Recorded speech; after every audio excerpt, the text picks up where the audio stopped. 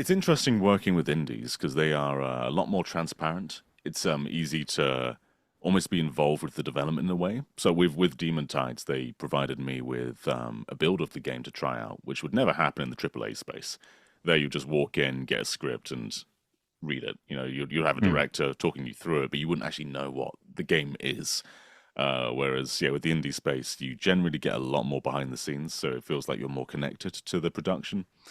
I think that that's kind of true for all aspects of indie development. Like for one game, I'm part of a big group Discord, so I can see what the composers are doing. I can see the QA testing. I can see everything about the game going on, despite just being a voice actor for it. So yeah, there's this big transparency window, which yeah, that would never happen in AAA. And I think generally there's a feeling of ownership with indie, which with AAA, everything is owned by the higher ups. Whatever you make is not really yours. You're paid on a wage. No matter what you do, you're pretty much getting the same every month. And you're not really working towards something that you own yourself. Whereas in the indie space, everything you're doing is strictly yours. The music you make is yours. Um, the actual game itself and all the design decisions, they're yours. So I think that's a core difference there, and we're starting to see games like Stardew Valley, which I think was recently announced to sell like 20 million units.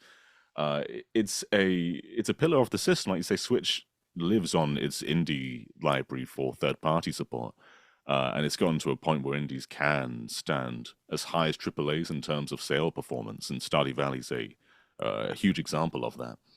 Then you've also like Minecraft. It's a Microsoft game now, but it started as an indie, and there's so many games like that, like Terraria, um, and they show that they can have the legs to keep on going and outperform the AAA space despite being from a much smaller budget and a much smaller team.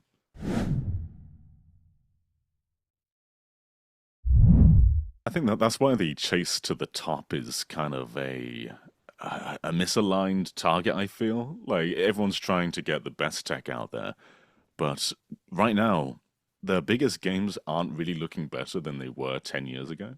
Like, if you look at Red Dead Redemption 2, for example, that still looks better than probably most, if not every PS5 game. Uncharted 4 still looks incredible. That was in like 2016. That's nearly 10 years ago now. It's at a point where, like, of course, PS5 is much stronger. You can get 4K, 60 FPS. You can definitely, it's more capable of hitting that sort of Red Dead and Uncharted high without having to optimize to the same extent. But Switch 2 is going to be at a point where it probably can look quite comparable to PS5 and Series X, despite being far weaker, just because there's kind of this diminishing returns when it comes to actual horsepower. And being able to hit a lower price point is definitely far more accessible to not only the general consumer, but of course developers as well, because more people can get their games out there, get them played, and it's always more beneficial to have a weaker piece of hardware on the market.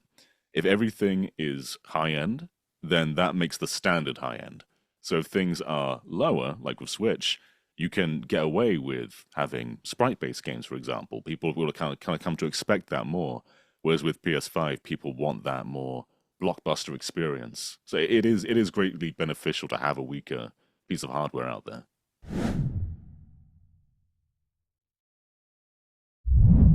Hopefully, it sets a good example. It's a game that's so gameplay orientated, which is something Sony haven't really done a lot of in the last 10 years. It's all been very narrative focused, and it's Mm. worked. But I think it's gotten to a point where those games are so expensive to make that they have to be samey. You Mm. can't take risks. Whereas something like Astro can. I think that there's more room to expand with that too, because as I said earlier, Astro is also building off previous Astro games. It's not exactly something that's drastically new, but it shows that you can do more games like that. You don't have to spend hundreds of millions to make a great game. Um, and after the success of Astro, we'll probably see some franchises like Ape Escape return, something of that sort of smaller caliber, which is just great for everybody. It fills up the output better. It lets us have more than just like one game a year. So if you Mm. look at everyone's output right now, Nintendo tend to make like 13 games a year.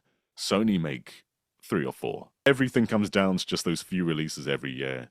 and it's definitely felt. You look back at like 2001 for the PlayStation 2.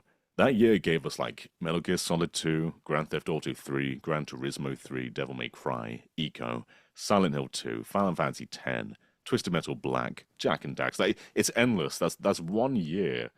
That's kind of what we'd expect from PS5 out of 5 years. Like we get so Yeah, much less. GTA 5 was a PlayStation 3 game, and it's still the it's current GTA yeah, 5. yeah. GTA even. 6 is coming, but that's after what? 13 years? And it's the same with Skyrim, with Elder Scrolls. We've had that since 2011. We still haven't got the next one yet.